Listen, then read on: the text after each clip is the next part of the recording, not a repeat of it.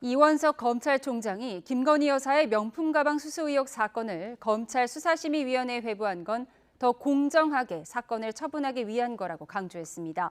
무혐의 결론을 위한 명분 쌓기 아니냐는 지적에는 절차는 독립적으로 진행되고 자신은 관여할 수 없다고 선을 그었습니다. 자세히 알아보겠습니다. 홍민기 기자.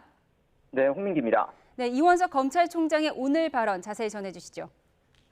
네, 이원석 검찰총장은 지난 23일 오후 늦게 김건희 여사의 명품 가방 수수 의혹 사건을 검찰 수사심의위원회로 직권 회부한 뒤에 처음으로 입장을 밝혔는데요.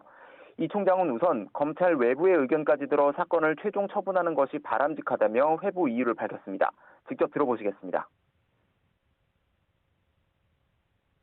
아직도 계속적으로 소모적인 논란이 지속되고 있기 때문에 검찰 외부의 의견까지 들어서 공정하게 사건을 매듭지는 것이 바람직하다는 그런 생각입니다. 사건을 수심위에 넘긴 것이 김 여사에게 무혐의 결론을 내리기 위한 명분 쌓기가 아니냐는 지적에는 자신은 수심위에 관여할 수 없다고 강조했는데요. 위원 구성, 운영과 결론까지 모두 독립적으로 공정하게 진행되기 때문에 검찰총장은 관여할 수도 관여해서도 안 된다는 겁니다. 또 검찰총장으로 일하며 일선 검찰청 수사팀의 결론을 항상 존중해왔다며 이번에도 수사팀 의견과 수심위 결론 모두 존중하겠다고 덧붙였습니다. 또 임기 내에 수사 결과가 나오기 어렵다는 전망에 대해선 그동안의 전례를 볼 때 임기 내에 맞출 수 있을 거라고 답했습니다. 이 총장이 사건을 수심위로 넘긴 건 지난 23일인데 그동안 사건 처분까지 보통 2주 정도가 걸렸던 점을 보면 다음 달 15일까지인 임기 안에는 결론을 낼 수 있다는 겁니다.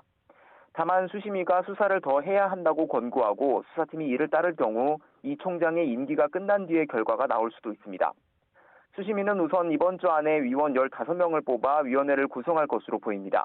위원장을 맡은 강일원 전 헌법재판관이 학계와 법조계, 언론계 등에서 미리 뽑은 위원 150명에서 300명 가운데 무작위로 추첨해 선발하는데요.